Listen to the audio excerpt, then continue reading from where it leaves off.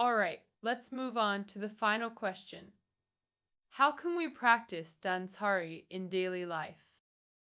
First, train yourself to maintain 3 positive mental approaches. Number 1. Always prioritize yourself when making decisions. Live a human-centered life rather than being controlled by possessions. This means evaluating things based on your current relationship with them, focusing only on present needs. Keep asking, do I actually need this now? Do I truly love it? Repeating these questions helps clarify priorities and avoid materialistic traps. Otherwise, you'll remain enslaved by stuff. Stop obsessing over thoughts like, can this still be used? Was it cheap? How much did I pay? I'll never find another like this. If you don't need or love it now, ditch it immediately before it drains more energy. These energy drains often go unnoticed. Learn to handle sentimental attachments properly. If you were an item, you'd want to be used where needed, not forgotten in some corner. True appreciation means letting items serve their purpose, not hoarding them.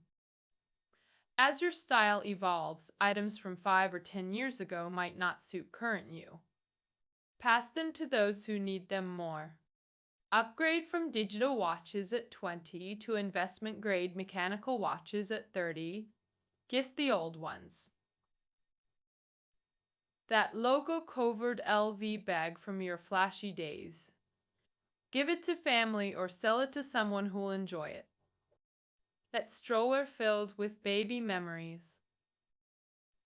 It reminds you of family outings when your child was small. But if you're not having more kids, let another family use it instead of watching it rust. Your cherished memories won't disappear when you pass items along. They'll continue creating new stories elsewhere. Second, learn self-forgiveness and forgiving others. Everyone wants their actions to match their words. When we buy things but never use them, we're breaking a promise we made during purchase. This breeds guilt, frustration, and self-doubt that erodes our decision-making confidence. That's when we must confront our procrastination in dealing with clutter. Constantly seeing unused items becomes continuous self-judgment and psychological punishment.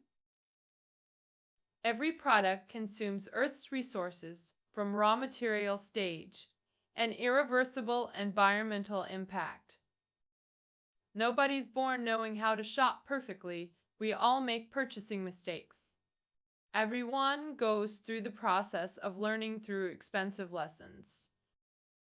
Sometimes we need to forgive ourselves and make peace with past choices. Don't blame friends or family for their purchasing missteps either.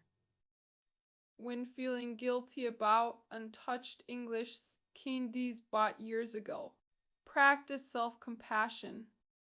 You might think not finishing those CDs cost you that dream corporate job, or missed opportunities for international assignments and higher salaries, a chain of regrets.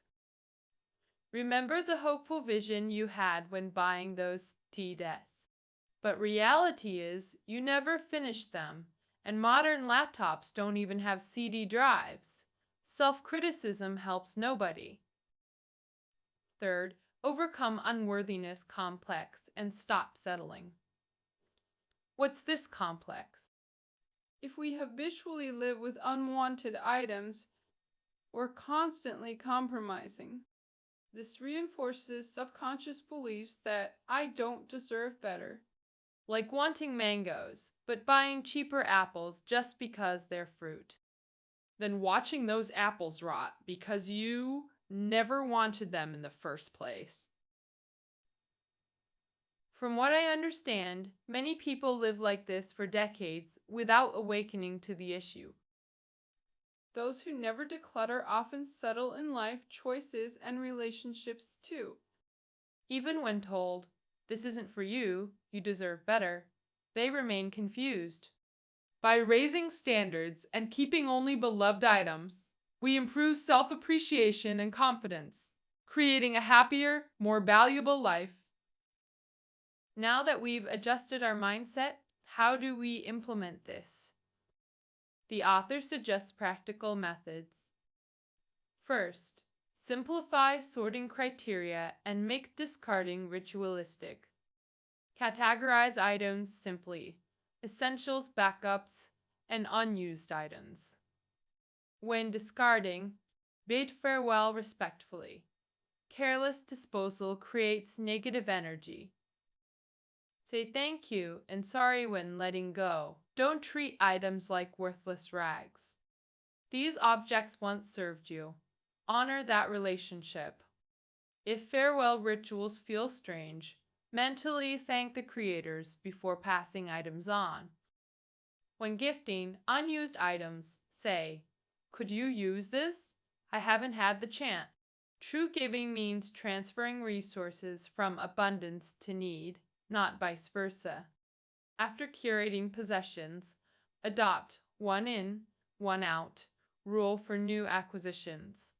Or better, remove old items first before bringing in replacements. Second, schedule organizing sessions according to your available time blocks.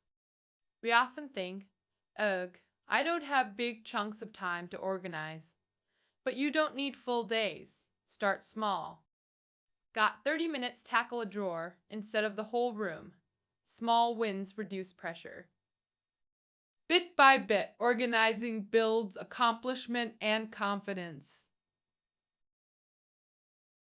That's the real magic. Beginners can start with 5 minutes daily. Consistency beats marathon sessions. Third, follow the 7 favon rule and 3 word principle for storage. The 7 favon rule: fill 70% of hidden storage, leaving excess space to encourage tidiness. Visible spaces like wine cabinets get 50% full for aesthetic balance. Decorative areas only 10%. Observe luxury. Boutiques, minist window displays for inspiration. The 3 words: self-standing, selective, serene, guide your storage approach. Self-standing: hang bathroom towels vertically. Store cutting boards upright. Selective freedom: curate essentials but allow choice. No extreme minimalism. Serene storage: roll clothes into uniform bundles for flexible drawer placement. When items behave, people feel liberated. That's the serenity. Optimize access. Remove box lids for instant item retrieval. Apply these principles to home design and storage systems. Let's recap today's key points. First, what's Danshari? How does it transform lives? The formula: refuse plus discard equals detach. Stop buying unnecessary items. Discard excess. Reduce existing possessions. Subtract to elevate. Detach from material obsession. That's true freedom. Discard first, then refuse, then detach. That's the sequence. Mastering Danshari saves time, elevates taste, and boosts inner energy. Second, why do we struggle to let go? 3 personality traps. Reality avoidance types: clinging to past nostalgia, present compromises, or future anxieties. We must discard unused items, unsuitable possessions, and memory-laden clutter. Third, the mindset and methods of Dansar implementation. First mindset, always prioritize self-determination. Second practice, radical self-forgiveness. Third, breakthrough, self-limiting, unworthiness, beliefs. Practical step 1, simple sorting criteria with mindful discarding rituals. Step 2, schedule organizing sessions around your real-life time availability. Step 3, apply the 7 favon storage rule and 3 word principles. Final touch, single motion access for frequently used items. Through today's discussion, you've learned Danshari's essence, why it matters and how to implement it effectively.